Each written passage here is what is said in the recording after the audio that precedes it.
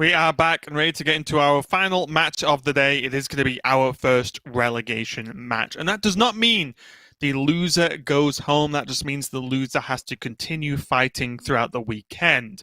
But the winner of this match gets to call it a weekend and call it a season. But it does mean they are still coming back, of course, next season. So still a lot on the line for these players now, as we are going to set up Hunterace versus Felkeine as the first match of the day. The two players coming from Division A. Soto. Yes, and I do choose to end these days on a positive. I would like to frame this as ending the day by celebrating one player escaping the relegation bracket and not being relegated. Right up until Sunday, where obviously we're not going to on a complete downer. The relegation match doesn't go on last on Sunday like it will on Friday and Saturday. So, I think it's important here that we do, celebrate these players that also get to remain in Grandmasters for the previous season, because there's an awful lot of pressure on all these players. And so the winner of this match, due to the position that they have from being in Division A, have multiple chances to get out. As you can see here, the loser progresses along the bracket towards that fated mark of relegated towards the end, whereas the winner escapes the bracket completely. So the winner of the match that you see today is safe. The winner of the match that you see tomorrow is safe. The remaining two players in the bracket that have lost all the way along, the remaining player that's lost both of those matches between match 1 and match 2 will play against Zim, and then only the loser of that final match will be the one that is relegated. Yeah, and just in case you're wondering why the players are placed where they are, it is based off seeding. So we see Hunterace and Felkeine coming from Division A, means that they get better seeds, i.e. more chances to make them safe in Grandmasters. And then next up will be Tice, who had a slightly higher seed than Zim, who basically has one single match to decide his Grandmaster's life, whereas the other players get over one match. But we'll see how it plays out here as we get into our match number 1, Hunterace versus Felkeine. Again, just a reminder, the winner becomes safe, the loser has to continue fighting tomorrow.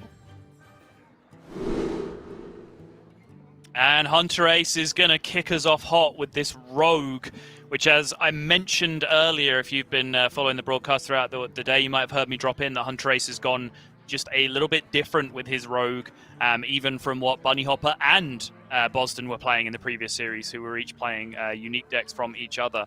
Hunterace is playing a single copy of Prep. He's playing a single questing adventurer, but then he is also playing those 2 copies of Spy Mistress that Boston was trying to get to. And Hunterace really has gone through the ringer this season, where he's been questioning a lot of things, and he's really been unsure on lineups. He's been unsure on a lot of plays. Obviously, when someone as smart and dedicated as Hunterace is in the position that he's in, it's a weird statement, but he's almost too good to think that it's not at least partly his fault. If that makes any sense. Like, a lot of bad players would just go, oh, I'm just getting high rolled every single series. There's nothing I could be doing about any of this. But Hunterace has the mentality of a successful Hearthstone player, which is to always look for things that he could potentially have been doing wrong. He was even messaging me just saying, hey, you've been sat there casting all of my series. Like, if you have any feedback, like, please let me know. And we talked about lineups for a bit, and he was talking about this rogue deck for a bit over the course of multiple days, where his confidence levels went from, yeah, I just really don't know about rogue. It seems pretty sketchy, to, nope, rogue is the nuts. I'm bringing it. I have the best list. Everyone else is building it wrong. I'm the best.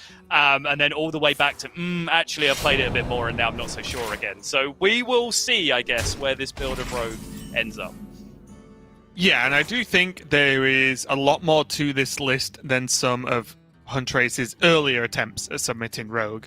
Really, the Zephyrus heavy draw version didn't really pay off too well earlier in Grandmasters, but this looks like a much more reasonable go at it for me. Meanwhile, Felkeine on the Highlander Hunter does again have that mana save and has a Waste Warden in this list as well. So again, just another bit of a mixed up Hunter list here. I'm not saying it's necessarily bad, it's just a little bit different. And even though the players, of course, have access to their opponent's lists, whenever you include a card that is just not even close to a common inclusion, there's always that chance that it catches you out, right? Like we saw Bunny Hopper, for example, in the previous series, just double-check the secrets before he made the final lethal attempt. Right. Yeah, I imagine expecting some amount of Druid, which is no great surprise. You often see players tech towards decks that they themselves are bringing, because one smart Hearthstone player will come to the conclusion that if they think Druid is the bring, then other people might also think Druid is the bring. And then, you know, packing a Waste Warden in your Highlander Hunter so that you can potentially deal with early Glowfly Swarm, which is the one thing that really beats you in the matchup. It seems like a reasonable idea. The counterpoint would be, well, they do it when you only have like 3 or 4 mana available anyway, so that's just not going to work. They do it when somehow you're on 0 mana. Yes, exactly. Here, though, Hunterace is going to just get this miscreant active, which means he has access to some lackeys, although maybe not the lackeys you're really looking for, depending on how the switch is put, turns out. Oh my, is that what? 2 in 1 day? Insane. Absurd. Insane. Look at Felkeine, it's like, come on. You can't Raven said earlier he'd never seen this happen before. I'm and overwhelmed. Now he's seen it twice. I'm overwhelmed. Yeah. But yeah, what was that? I'm lost. What was I even give saying? Him the business. Oh, jeez. What if that happens? What if his entire board just becomes Replicatrons? Waste Warden into it. Oh my, that would be so sick. So Felkeine's just like, hero power, pass. It's like, wait, what? I mean, it just has to be Mana Saber, right? I guess, yeah. I think there's a worry that Felkeine overdoes it with these minions. I don't think he should really go crazy about this. I think he should stay steady, go for the Mana Saber, and then deal with it next turn.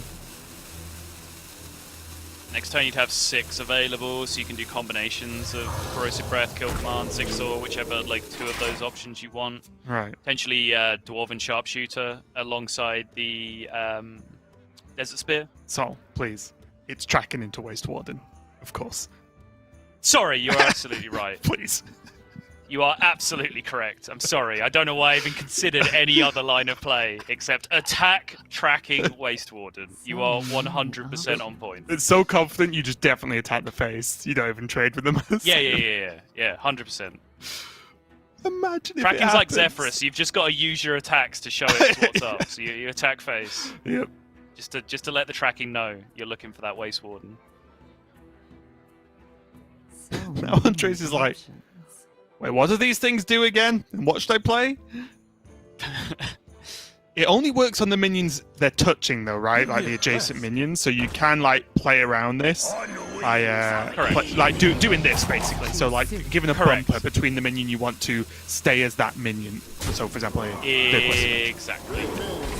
So see, you can also just have that happen. Yeah, where the neighbor they choose to transform is just the other Replicator-tron anyway, so the 1/1 doesn't get transformed. Oh, now maybe tracking to Waste Warden is not as good because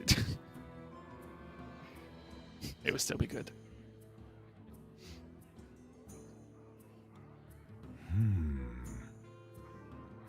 Good news here though for Felkeine is he can kill off the I believe that was actually a guaranteed outcome. Because they'll trigger left to right on the board, so the left one goes first and then transforms the right one, and then the right one doesn't get its transform effect anymore because it's only just appeared at the end of the turn, so it wouldn't go on. So I think that was always going to happen. Sorry, my Replicator-tron mechanics are not 100%, so I might be wrong on that. And mine are non-existent, so yeah. I'm throwing that out there right now. Mine I've literally... When I said I'd never seen it in a game, I am not lying for any kind of joke or emphasis. I literally, until today, have not seen that card on a board in a game of Hearthstone. All I know is that the golden art is pretty popping. Okay, I'll have to check it out. I have to make that a craft. Mm-hmm. Already though, Hunterace falling behind a little bit, at least on board, but the Restless Mummy is going to do a pretty good job, as it often does, at cleaning up some board here. We got the backstab here, show some respect for the sharpshooter. Yep, I like it. Now that we have survived through that nonsense, we can get back to some good old-fashioned Hearthstone. Right. Big ol' Whelp actually pretty solid, but I think Felkeine does go for the tracking regardless here. Because he has no follow-up, right? Hmm.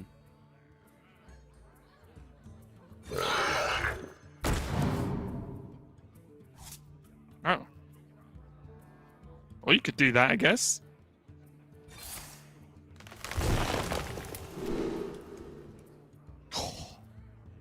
Ooh. Nag Grand Slam. Nag Grand Slam. Do it, Felkeine.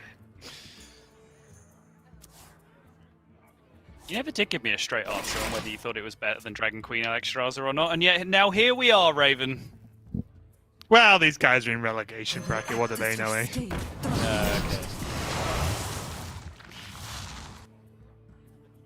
Depends. The answer to that question against Rogue is whether they've played Flick or not yet. Home in the shadows. Honestly, we've got a little distracted by how ridiculous the opening to this game was, but Hunterace is actually in a pretty solid position here overall. Yeah. Anytime you've got to turn 6 and you're at 29, you've got to be feeling pretty good about your life. He is way behind on Invokes. That's the first one that he's landed now with the Shield of Galakrond on turn 5, so he's some way away just blowing out the game. But the fact that that's now an option and the fact that the rest of his deck is pretty stacked with Invoke cards at this point, he's at least developing a game plan. But he is a couple of draws away from really making anything impactful happen.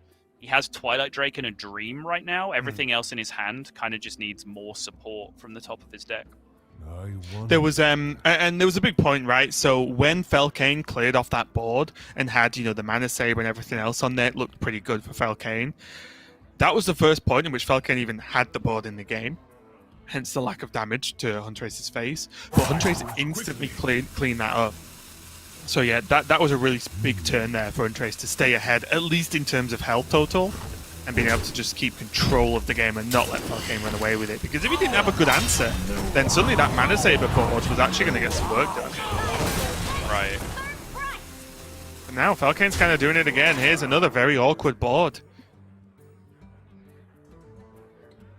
It's another Invoke, and maybe just, not for this turn of course, but maybe for next turn, just 2 Invokes is just going to have to be good enough for Hunterace. Yeah, I mean, that is a huge pickup just to get him over the barrier to the second Invoke Stage 2 Galakrond, because now it at least becomes playable. And if he doesn't find any other options off the top... That's a big deal! Wow. That is actually a huge deal. Rush on the Twilight Drake is insane here. It literally changes everything! And he can just evolve it afterwards. He can make a 5-2 into a 5-drop. Sign me up. And he kills off the Faceless as well. This just reduces all of the board presence down.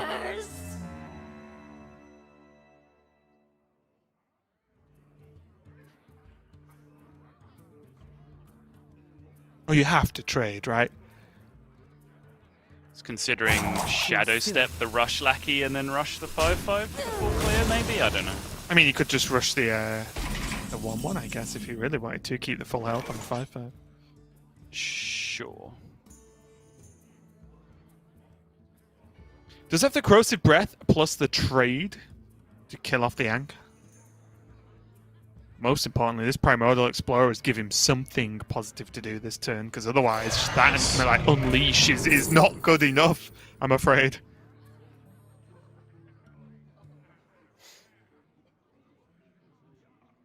Fairy Dragon does pair with the Corrosive Breath this turn. It's reasonable against the board state. The other option is just to skip the Corrosive Breath altogether and just drop Big Old Whelp this turn. I guess you can take Big Old Whelp and just do this instead. Yeah, I think for me, it was this and Big Old Whelp for the post-Alexstrasza turn. Sorry, post-Alexstrasza turn to keep the card draws rolling, because this is definitely not a game where I think Felkeine's thinking this Alexstrasza is going to seal the deal here, because he knows Hunterace has still got some cards left. He knows what Rogue can do against a slightly slower game plan here.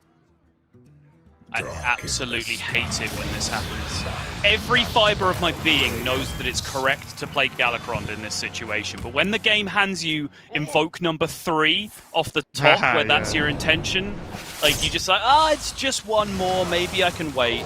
No, you absolutely cannot wait. Oh, okay, disconnect issues. We should be fine here, thanks to the friendly challenge fix that came in a little while ago.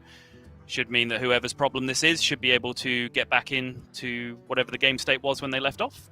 Yeah, really big deal as well. There's Kobold Lackey there. which will clear up the 2-1, and then Tog for 0. That is a huge turn overall. Yep. It's absolutely massive here, and again, we are just going to wait until they can get a reconnect, or if it's an internet drop or anything like that. Oh, yep, there we go. Easy as that. And we are back in. Oh, I love the reconnect feature so much. I know, it's great, isn't it? Remember like 3 years ago when that was just a regame? Was, sorry, I guess we just have to start the whole series all over again. Goodness. There we are. Tog did come down for the wand. Here comes Alex Straza. The Varanus and the Evasive Feywing are great, but I do wonder if it's worth... It sounds weird because he's got another one, but if it's ever worth just holding the 0-mana Varanus for a bit more of a flexible turn next, because if you're expecting wand into craziness, then although you do have the 6-mana Varanus, maybe the 0-mana just opens up some more options. He just used his Unleash, though. That's the real sad thing about this scenario. Right? This hand would be insane looking if you still had an Unleash the Hounds to be able to swing back against the power plays next turn from Hunterace. Got kill command right though, now, which helps. It does, but it's not just going to be one big target, right? It's going to be just a whole mess of things coming down next turn more often than not. Really? I think it's likely to be one big target if it's anything that's a huge problem, right? Because look at his board already. I'm like the fear factor, I think, is the Van Cleef or the one questing. You are too late. And as long as you can kill like a big threat, then it should be okay. This is obviously worse because he's just dead.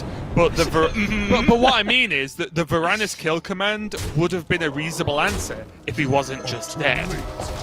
Well, sure. I mean, okay, like, if it was, like, Kronks to sweep the board, plus play Flick, plus play other minions, right? Like, it's a reasonable outcome when 0-mana cards get drawn that they're able to just swing the board state and leave 2 or 3 guys in play. Like, even if they're just medium-sized things, Shielded Galacrons, Flick, all of that kind of nonsense. Evil Miscreant gets drawn, and then suddenly there's lackeys all over the place as well. Like, it seemed unlikely that the swing turn was going to be that effective. I think in general with the second one in hand as well, because I think particularly like if it was just one big minion that needed to be dealt with, he still had real Varanus plus kill command to be able to do that anyway, right? So I think just 0-mana 7/6 that turn, even though it was being faced down by a 5/1 after the fact, and that feels kind of miserable. I think it just ends up being pretty justifiable there. But that was a rogue game. Sometimes that just happens. Hunterace drew some 0-mana cards. The first one just gave him Tog for free, essentially.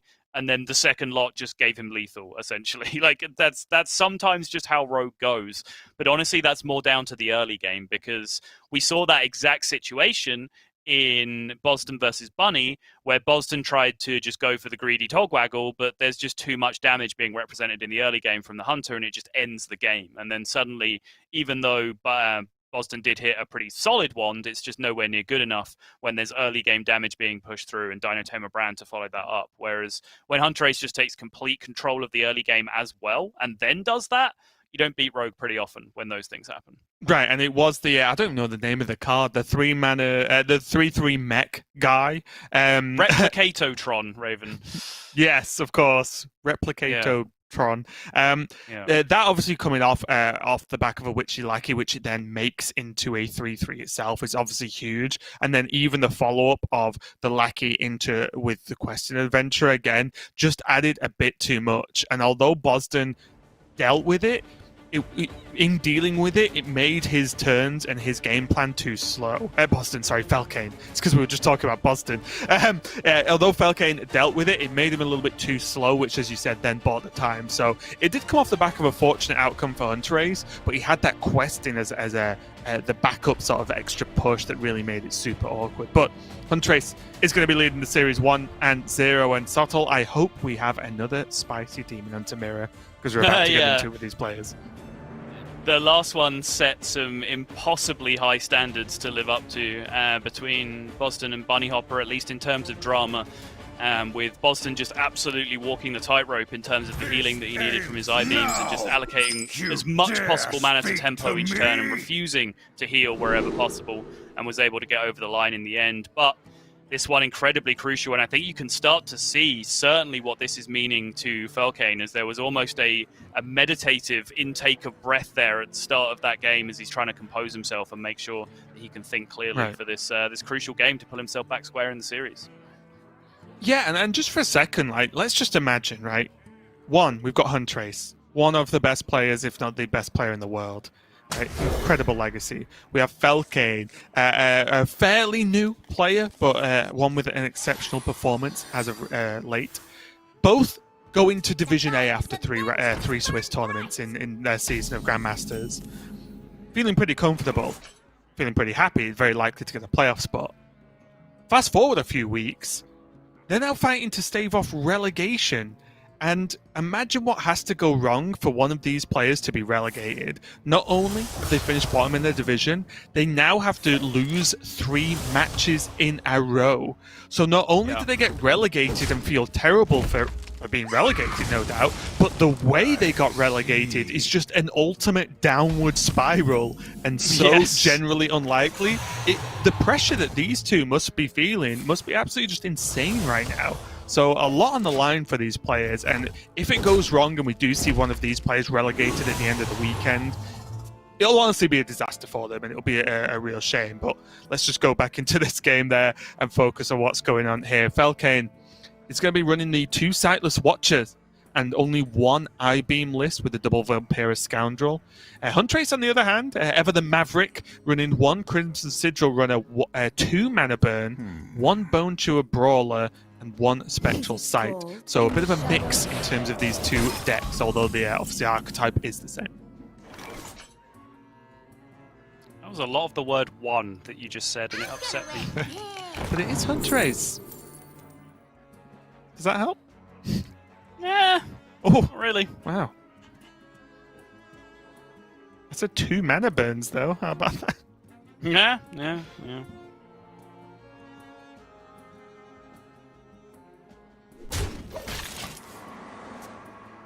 Blade Dance pickup here with a handful of Chaos Strikes and Second Slices is looking pretty reasonable.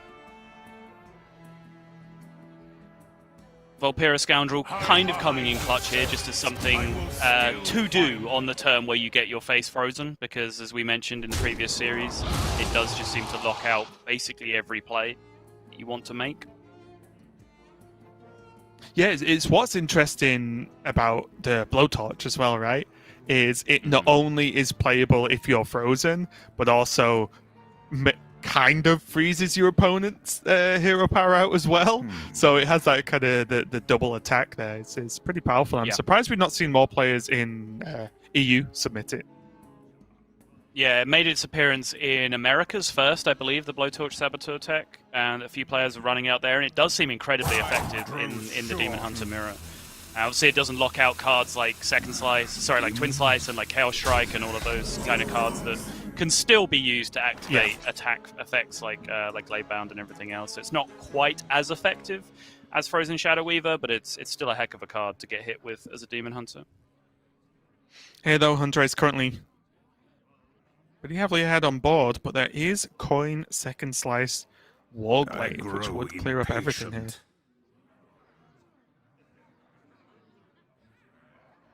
And it would require that Hunterace have a Twin Slice of his own and the Gladebound Adept.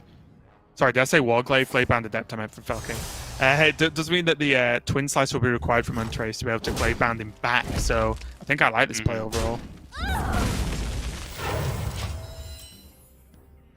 Does the trades in the right order to take the lead down? You don't think?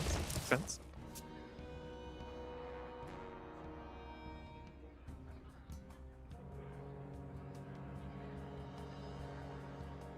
Oof. Feels a little bit bad overall, doesn't it? Is Twin Slice the best card in the deck, Sottle? It's up there. For sure. Feels like it's it. certainly up there, yeah. I mean, so in this scenario, in the Demon Hunter mirror, it honestly feels like Frozen Shadow Weaver is the best card in the deck, because there's so many lines here from Hunterace that do involve tanking a lot of damage, sure, but you feel like you can get like really nice 2-turn setups to swing the board back in your direction, right? Like if you just play Warglaives this turn, and then next turn you can go for like a huge swing turn with Satyr Overseer and Frozen Shadow Weaver of your own, or you can go for the Glaive Bound and pair it with something else that you draw on the following turn. The problem is if you make that play, if you just equip Warglaives and pass, and your opponent Frozen Shadow Weavers you, get out the game. You have just conceded this game of Hearthstone.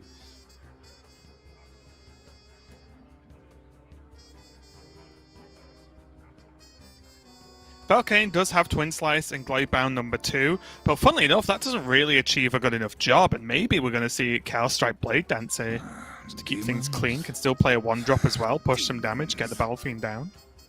Yeah. Draw cards. Checks a lot of boxes from where I'm sat, Sottle. So use Twin Slice instead. Oh, he is going for it, okay.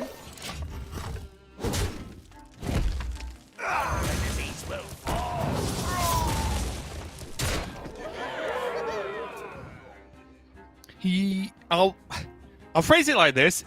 Felkeine kind of sacrifices a lot of damage from the Gladebound that can be done to face to get the 6/4 on board.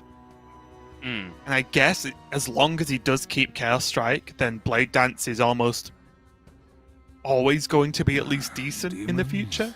It just worries me that if this gets cleaned up by a Warglaives, he might be in a bit of trouble. By a Warglaives, you say? And don't get me wrong, Hunterace takes a ton of damage doing it, but look at Felkaine's follow-up. It's not impressive, is it? It's not. It is, what, 6 off lethal? Just going to give a double check.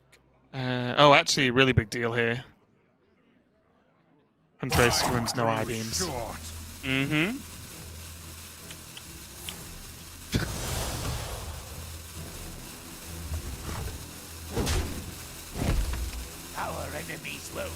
Gonna go for the one guy. Yeah, I mean, I honestly feel, and it appears certainly that Hunterace feels the same, that just 12 was just way too much to spend your whole turn tanking there with no I-beams in your deck. Yeah, that's the thing I did not quite realise reading down Hunterace's list when I suggested it. Yes, with no I-beams, I agree. If he had I-beams, I think it's worth consideration. Those without eyes truly see. Oh, wow. Chaos Strike versus I-Beam here? Can't imagine a world where you want to draw second Warglaives of Azzinoth for Not 3 more 5 mana whole than one mana. you already Yeah, have. I was going to say. Yeah. I like I-beam.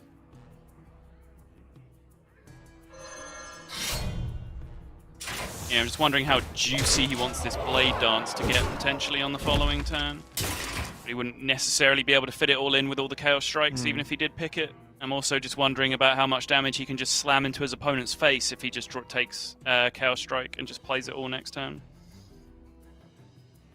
Because he's not dying this turn, so if Chaos Strike were to set up a reliable lethal, which with Warglaives, that's 3, 5, 7, 10, 11, 12. No, not getting there. It's fine. I-Beam seems okay. I'd also raise you a Shadow Weaver question. Of if you do go that deep and then they Shadow Weave you, are you just in massive trouble? Yes. Whereas I think Felkaine's hand is more than good enough to get there, as long as he doesn't get the game maybe stolen from Alfred. So I think the I-Beam is such a nice little security card. If he's gone for it, he might not have. I didn't actually see to me what he actually picked. I'm pretty sure it was I-Beam, yeah. Pretty sure it was I-Beam.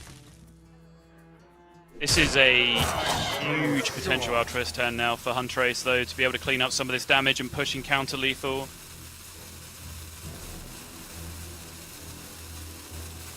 It's got to be Freeze the Face, right? Is it cold in the shadows? Okay, gonna freeze the minion now. This does kind of force more damage if the trades have to happen on the minions with a weapon. Right. I think that's probably the theory, is that Hunterace is just pushing for immediate counter-lethal here. He's not necessarily scared of dying. As long, if he can lock out all face damage or all minion damage here, he's extremely unlikely to die. So he's just trying to maximize the damage his minions do to face here to try and secure his own lethal. in which case doing so by locking out the minion is more effective. But there is this blade dance that Hunterace certainly will not have been plotting around. And the cheap warglaives as well to get all of this done. Yep. Job's done. Insane. It's not out of the woods yet. It's looking pretty good for Felkeine, especially with that Chaos Strike going to make up some damage next turn. Oh, well. Imagine if they were I-beams, Raven. Imagine. Honestly, I first to admit I'm not the best deck builder in the world, but I don't think I could bring myself to cut I-beams from Demon Hunter. I think the card is so insane. I believe it's as simple as that's 2 Frozen Shadow Weavers that have been played. There's 0 I-beams in the deck. There's 11 damage represented even without the weapon. Therefore, the only removal Hunterace has is hitting minions with his own face. Yep, and that's Therefore, going to do the he's job just for always him. dead here. Yeah. Felkeine going to even this up off the back of that Blade Dance, honestly. A really big choice in the earlier game, and I said that there were times when you could have used it as well to clear some damage. And obviously, you don't necessarily know the ripple effect of saying, well, if he'd used it earlier, would he have lost because he couldn't have used it then? Maybe he wouldn't have needed it then. But regardless, a heads-up pick from Felkeine, and it paid off for him there. As again, just another very close Demon Hunter mirror. I could honestly cast this mirror all day, Sol. Honestly, it's so crazy. But still, it does even up this series as well, with Hunterace on Warlock and Demon Hunter left, and Felkeine on Hunter and Druid left over now. Yeah, and it's a problem that I have with the no I-beam list, and Hunterace's list in particular, which is also not running Vulpera Scoundrel, but I am not Vulpera Scoundrel's #1 fan by any regards, but that situation I was talking about at the end was sort of trying to illustrate a point where when you're playing no Vulpera Scoundrel to sort of discover random nonsense like a Blade Dance in that situation, right, and you're playing no I-beams, suddenly your matchups just become very linear because you have no real removal that isn't just using your own face. So if anyone can ever get a significant amount of minion presence up against you, then they can just kind of count down the damage until you lose, right? And I totally take the argument that a deck being linear isn't necessarily a bad thing if your cards are just more powerful than your opponents and your curve is more consistent than your opponent, and you curve out and consistently do the same thing every game by just playing the best cards and not worrying about playing defensive cards for when you fall behind, then that can certainly be a way to win more games of Hearthstone.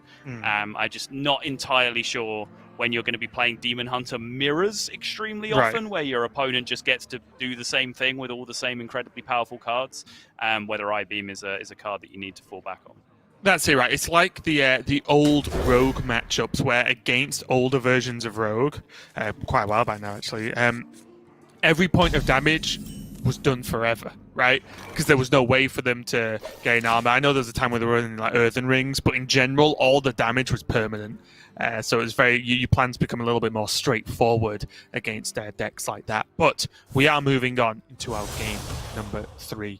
Relegation match number 1 of the weekend. Hunterace on the top on his Demon Hunter, Felkeine on this Druid. And I will say, maybe it's not needed, Soto, but if there's ever a matchup Mana Burn is going to get some usage in, I feel like it's going to be against Druid. Sure.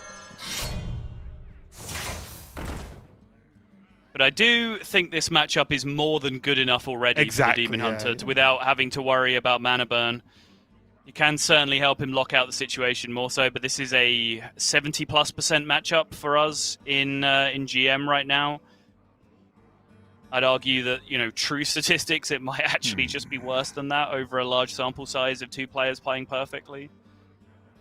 But yeah, here we are. And why is that, right? Like, what's the key factor that makes Demon Hunter specifically so good against Druid? Incredibly aggressive openers, which the Druid can't deal with. A Battle Fiend can just start dealing 6, 10, 15 damage, depending on how many times it gets to attack before it eventually gets met with a Crystal Power or a Bog Beam that comes out from the opponent's hand. The ability to spread wide early with Satyr Overseer, which multiple minions isn't really something that Druid can deal with. And then also the fact that you don't just lose when they do their power turns. Even if they ramp into Mount Seller and Ironbark their Mount Seller, the Demon Hunter can just equip Warglaives and just smash through the whole board with a Warglaives and just not care. Like, they'll take, 17, 18 damage or whatever, but the board is clear, which is a win in that position, because the Druid has just dumped their whole hand into doing one thing that wins the game. The Druid can't just jam Glowfly Swarm, because Hunterace is a card that just ends the game in a lot of scenarios. And even if they do so, by that point, Demon Hunter quite often has 4 or 5 minions in play that are beating you up anyway. It's just, whichever way you slice it, whichever way you look at it, Demon Hunter just has the answers for what Druid's trying to do. Which is why I do like the way Felkeine's approaching this early game. Make a minion, give it the taunt, just force it to be too big to be ignored. The taunt. Yeah, make it a problem, right, this early in the game, because a lot of this matchup and a lot of times, Druid almost passes these turns, right? And just lets Demon Hunter play everything out. Felkeine, at least in this position, has not, and has said, actually, mate, you've got to deal with this Panther, right? And it's caused Hunterace... Excuse me, mate, but my Panther has the taunt. You have to deal with it. Exactly, right? So it means that at least now, although it looks like a kind of bad trade, well, the Panther could kill this Satyr to at least stop Hunterace going super wide. And a lot of times, as I mentioned, this just doesn't happen, right? You don't get to do this as Druid. So again, even this Savage Roar, this Crystal Power, all just removing all the big threats and prolonging the game. So maybe Felkeine can get to some ramp, maybe he can get to an overflow and start really working on the follow-up here. Yeah, I do really like the way that Felkeine's playing this so far. His hand has been absolute garbage in the traditional sense, but he's, trying his best to turn it into gold by just playing out his cards and using them to fight for maximum tempo. And what that's doing is buying him time. Right. But that time doesn't really pay off unless he finds something to do on the following turns. Hunterace does manage to block an Overgrowth top deck here with the mana burn, but that is now still going to be available in the coming turns. But Felkeine needs to find a Mount Seller. He needs to find a power play to actually start doing something. And like I said, even then, there's just a Warglaives that can be able to push through the board, especially with how small the hand size is. It's unlikely that a big Mount Seller board will be effective enough, but now there's hope. Overgrowth this turn, Overflow the turn after, giant Mount Seller board the turn after that. Or, in a perfect world for Felkeine Sol, you know Ysera's coming off the top. Sure. In the shadows? Imagine. Imagine. Just off the top. Oh, close. He still has to overflow first, right? Pretty sure. Because the problem is, as you mentioned, a Mount Seller itself can be punched through, but if you're just making a Mount Seller and one beast, well, that's just going to be ignored by the Demon Hunter, right? So Felkeine does have to go for the overflow. It does heal him up for 5 and draw him a lot of cards, and suddenly, with this hand, his next turn is looking mighty fantastic. If he can survive. This is getting unbearably tense, Raven. Is this hand good enough? Like, it's really good, but the start was so slow. Like, is it good enough this late? I don't know. I'm going to say no, because there's a 1-mana Cane in Hunterace's hand, along with that Warglaive. So Hunterace can kind of just do whatever he wants. Like, That's very fair. Okay, never mind. Yeah. Never mind. Wow.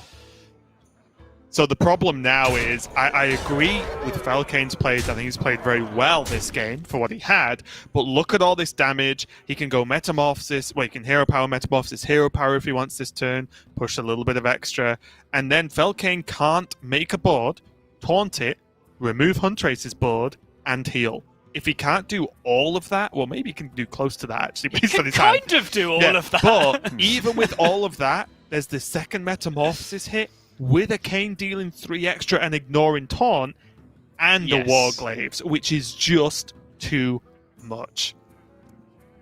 Yeah, he can come close to doing all of that, but he's going to need some help from the boys, from the Griffin and the Zigzor. Yeah. Vic, calling your friends from Asia Pacific. They seem to be good at this bit. And the Kane just gets played, which means it now has to be killed as priority target number 1, which protects the 6/4 on board. 5 health is hard to kill. Actually, without rush minions for Druid, it soaks a lot of removal. Uncle Fortunes gets ripped. These 3 draws are enormously important. That doesn't matter. That is nothing. Kane's got to go down. Yeah, and if he went for Wild Growth to draw an extra card, then he won't be able to Crystal Power. Yes, Crystal Power is essential here. He just absolutely needs a Diving Griffin. It is now that simple.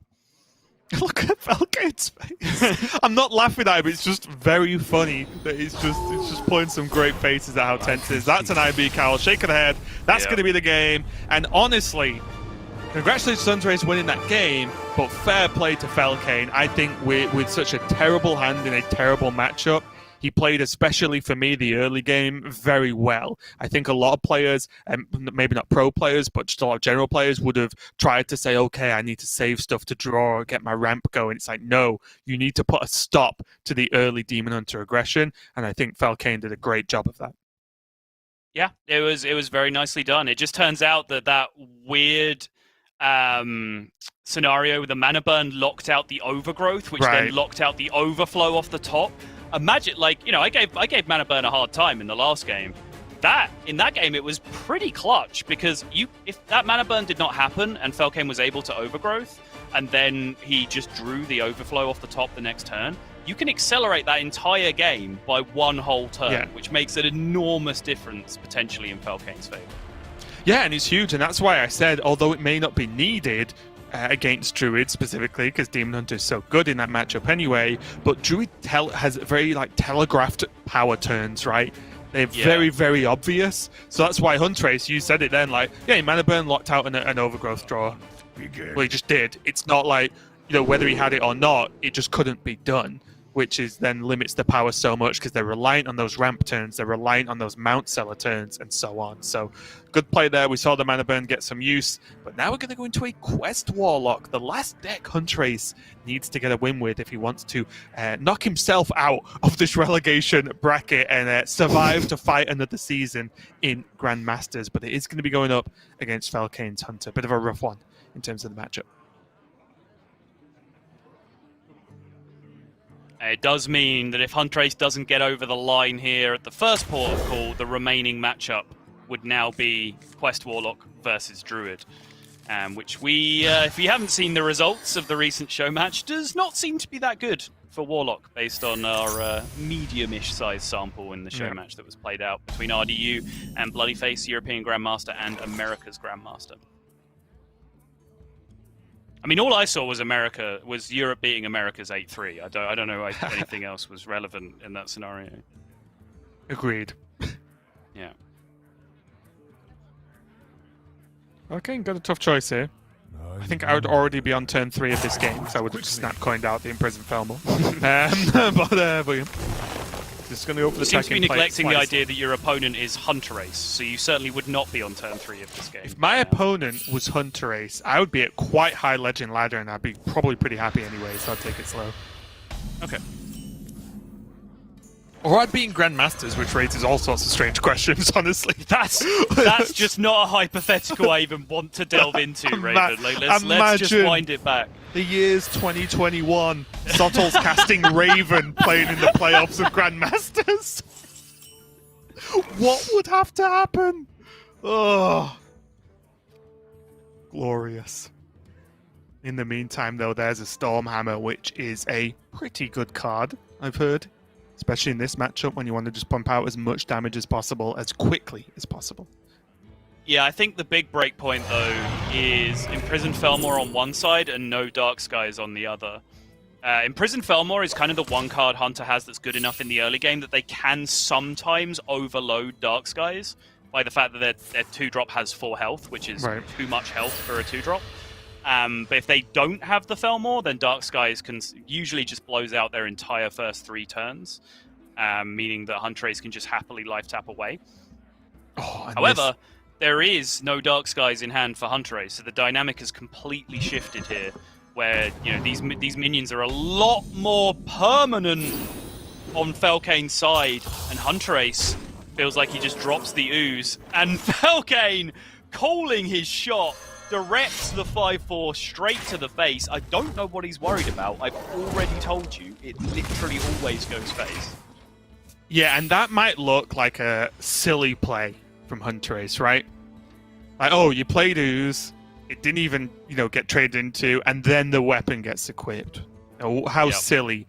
Well, Hunterace can't Nether Breath the 2-3 because he needed to wait to try and Nether Breath the 5-4. Right? Yep. That's the issue, and that's the issue with the dormant timing. Kind of messed Hunterace up a lot. He does have now Moag Artificer and Nether Breath and Coil. Coil doesn't kill off the 2-3, unfortunately for Hunterace, but he can recover a good chunk of his health. It's just unfortunate that Ooze was the card he had to play to try and contest this turn. If that was a Questing Explorer, for example, that would have been way better.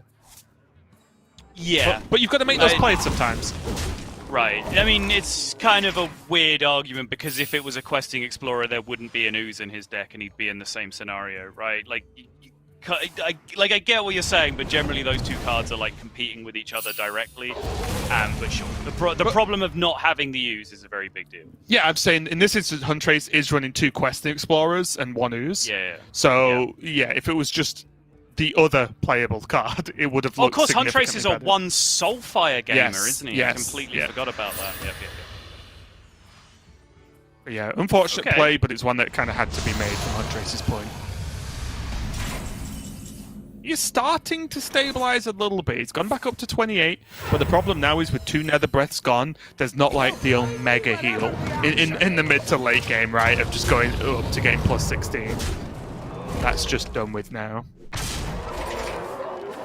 And there's just this dragon still alive as a 5-1, so even as the crush comes down, Felkeine gets another free swing of the Stormhammer, and this whole game has been disastrous for Hunterace up until this point. Again, making no comments of his play, it's just the way everything is lined up. No Dark Skies early. The Felmore in the opener for Felkeine, the Felmore then goes face.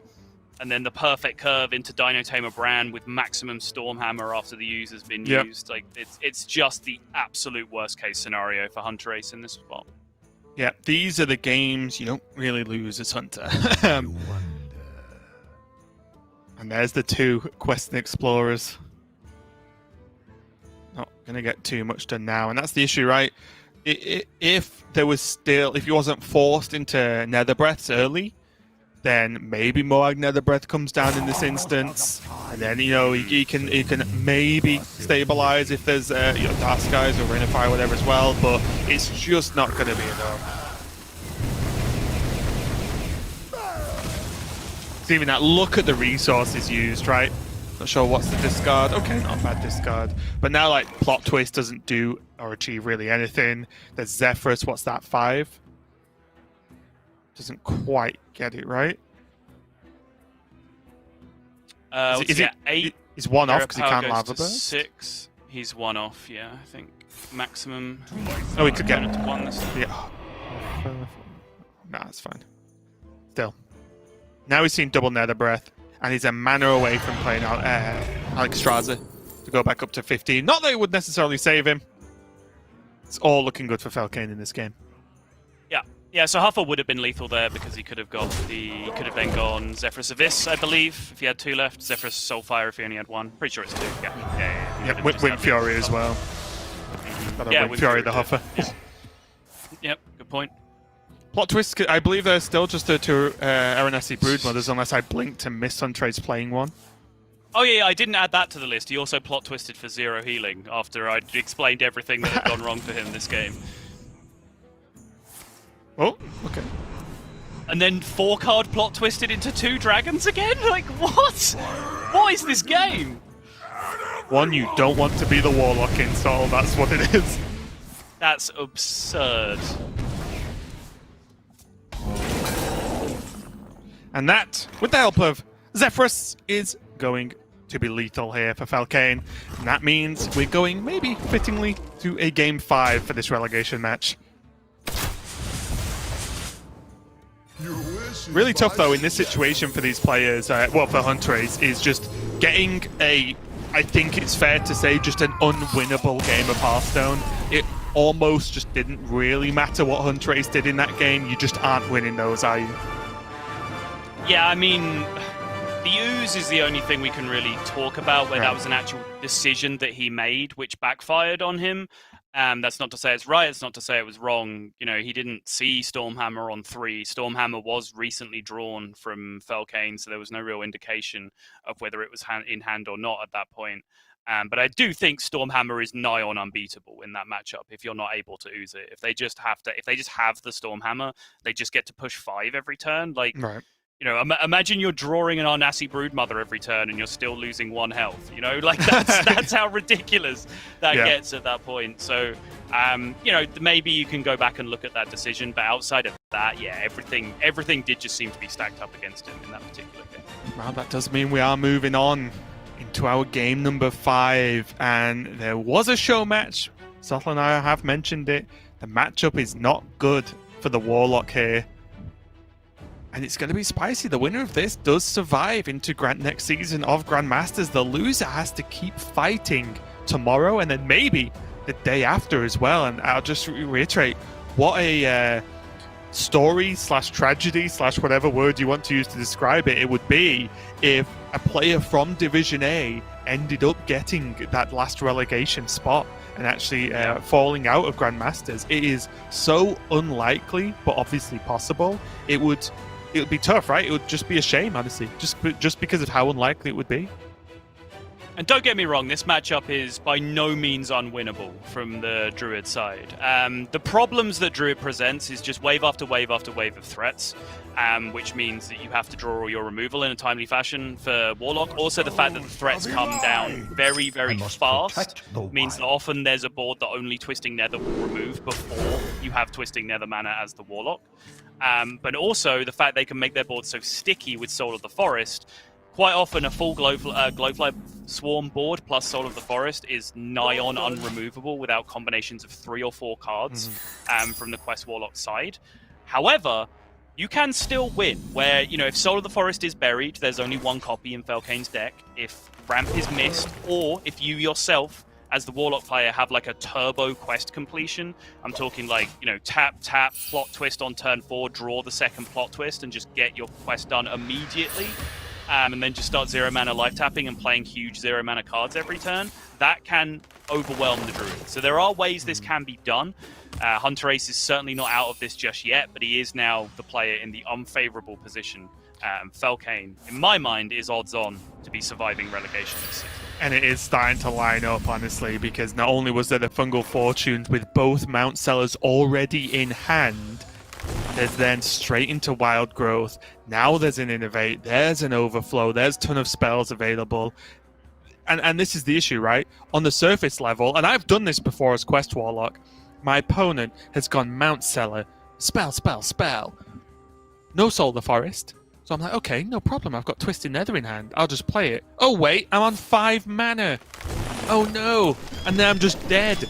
So this is the real issue, as you mentioned earlier, right? Is the Warlock having access to enough mana to actually clear the boards post Druid Ramp is a huge problem.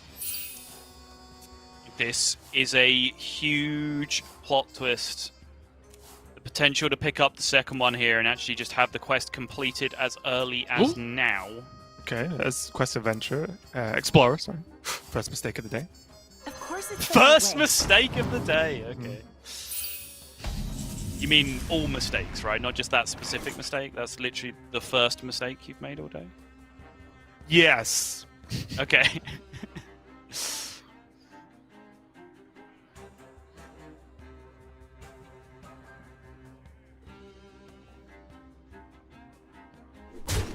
Really weird turn, actually, isn't it? I think it is just... There was never a reason to innovate a Mount Seller, was there? No, I don't think so. That's just silly, isn't it? Or is it? I think it's quite silly, yes. Okay.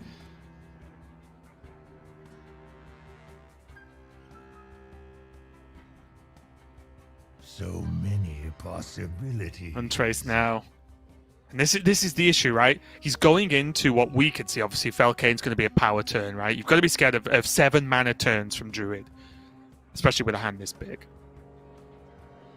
If only he had 1 more mana so he could play an Abyssal, but Druid just ramps too fast. If he could get something reasonable on board against this Mount Cell turn, maybe there's a chance. But right now it's so slow, and then you're going to be facing down a huge board. And as I mentioned, well, Twisted Nether's in hand. Great. Enjoy that in 3 turns time.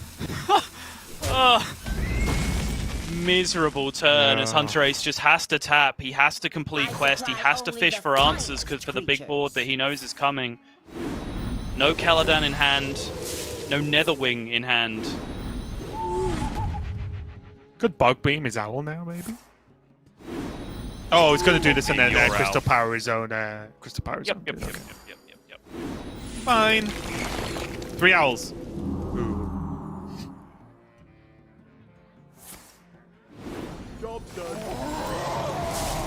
Okay. Begging for a minion that survives Crazed Netherwing and found one. Okay. I was gonna say this board is atrocious here from Felkeine. It was really not that powerful with 4 minions with 2 or less health. Incredibly bad. But the Mukla might have saved the day. Might have done, yeah. Total health also, what, 2, 3, 4, 6? It was only 14 before the Mukla came down. So even then, you'd just be looking at like Rain of Fire, Dark Skies or something, just to clear the whole board without the extra 5 health from the Mukla. Yeah, there's also a chance that the Moarg fits in, right, and just makes that even cleaner or safer. I don't know. Crazy. But there is also as well, just a small note, Felkeine does run double Savage Draw, so a lot of the time, even if this Crazed Netherwing comes down, it's still close to lethal at that point, right? It's not too far away. Like, what's the long-term plan here? You know, you can Netherwing and clear up most of it, but then what's your plan for next turn? The plan is to just, I think, maybe Sense Demons to try and Sense Demons into Nether Breath and then Twisted Nether. It's just got to be it, right? And just hope that Twisted Nether's just enough, and maybe the Abyssals then start to secure some board. If your opponent makes a decent-sized board here, and then all you do next turn is just Nether Breath 1 minion, your opponent can just 30 you. I'm not saying it's a on good the plan, on the turn after. Whoa, I want to find something I just better. said it's a plan. Yeah. Look at this, though. The second Crystal Power again, just upping the health.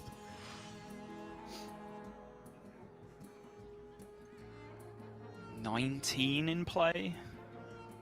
And the problem is, if he senses demons, he loses one of the draws, right? Yes. So he can't even reliably sense demons Nether Breath with Moarg, can he? Correct. Is there 2 Moargs and 1 Aranati? I believe so, yeah. So even that, the fact his hand is so large is actually a bit of a problem with that plan, at least. Just gonna hope he lands 4 on the Mount Cell. Yeah. You're like, yep.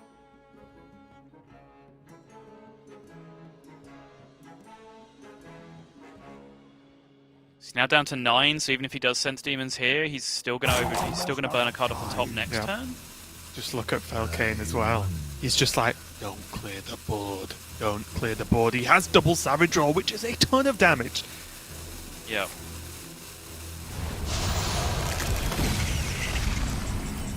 So there's 20 with double Savage Draw. That's 22. Oh, wait. He can't do it all anyway. He can't do it all anyway. He can double Savage Draw and Wrath his own minion. Wrath the Porcupine, Double Savage Draw, Wrath his own minion. So hang on, 7 plus 6 plus 6 is 19. And then the Porcupine would have how much attack? 6? 6. So wrathing it for 1 would be lethal, yeah. That's lethal.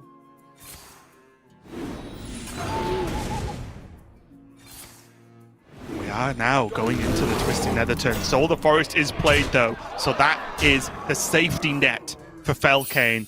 Going into Twisted Nether turn, if we come down without that Soul of the Forest, he might be in trouble. And now with Twisted Nether, Yep. He just saw it. Yeah, he knows he missed it. He knows he missed it. You've got to look at that Porcupine. That porcupine! Actually just a 5-year-old Raven, honestly. I don't care. I spotted the lethal. Felkeine didn't. I can be a 5-year-old if I want to be. What? Jeez. Pettiest man alive over here. Come on. Look at how distraught he is, though.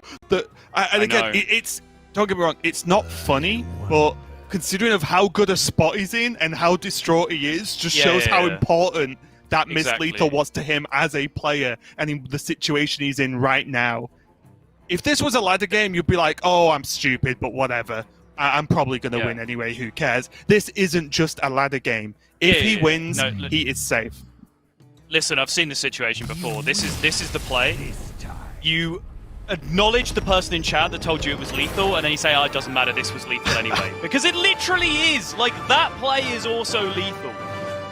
But the scenario now is that Felkeine is the one who has escaped relegation. He's certainly not looking like a man who's escaped relegation in that scenario, because he will be kicking himself, I'm sure, long into the evening for that miss scenario, which maybe against the deck that life tap 0-cost cards, you gave your opponent some kind of ridiculous scenario where combinations of cards would then get them out of that. But unfortunately, that just wasn't the case. It does go to show yet again the level of stress and torture that's put on these players as they get to the end of seasons, and emotions are absolutely running high. But what that means in the long run is that Felkeine has escaped the relegation bracket, and now Hunterace marches one step closer to his doom at the end of this bracket, and now he has Tice to contend with tomorrow, Raven. Yeah, and this is what I was talking about, like much earlier on today, is that it's would be heartbreaking to see Hunterace lose these matches and end up being relegated. But it's also heartbreaking just to see next match in the relegation bracket, right? Hunterace versus Tice, one of them may be relegated. If the loser cannot beat Zim, then that one of these two players will be relegated from Grandmasters, and we will not see them return for Season 2. So it's just crazy, but that's the extent of where we are in the European Grandmasters, right? Not only the player quality incredibly just stacked, is someone has to do worse than someone else, right? We saw it even in the division splits right early on in the season. You might go, oh, it's crazy. We see Tice, Kalento, RDU, Viper in Division B. They did worse than the other half. Guess what? The other half are the other half of the best players in the region. Like, something has to happen, right? Someone has to go. And we've already seen Kalento and Pavel go this season, and we're going to see one more player. And it's going to be crazy overall. It really is. But any final words, Zottel, before we go for the day? No, I mean, I think you summed it all up very nicely. You know, emotions are going to run high, and, you know, as much as we're going to sort of try and make it as entertaining as possible, of course, our heart goes out to everyone that is affected by, you know, relegation coming through, and anyone that, you know, potentially feels all the stress of everything that's mounting up on top of them. But there's only one thing left to do at this point, and that is completely ruin the mood by asking you all to subscribe to our YouTube channel instead. Because it's now, even though Grandmasters is coming to an end, all of the esports on Hearthstone Esports YouTube channel will keep coming. Masters Tour in Yongshiping is going to follow very, very shortly after Grandmasters is finished. And then, of course, we will roll forward into further Masters Tours and Season 2 of Grandmasters, as well as hopefully keep producing some more outside content for you guys to feast your eyes upon. So please do hit that subscribe button under the video player here on Hearthstone Esports YouTube. And make sure you join us tomorrow, because the drama is only going to ramp up day on day on day as we decide A, who's going to the World Championship, and B, who we will no longer be seeing in European Grandmasters. Yep, it's been a crazy day, and there's plenty more where that came from this weekend. We'll be back tomorrow and, of course, on Sunday to finish out this season. But from Sol and myself, we are done for the day. Make sure to stay tuned, though, because Frodan and Doa are going to be bringing you the Americas start of their final playoffs weekend here. So thanks all for watching.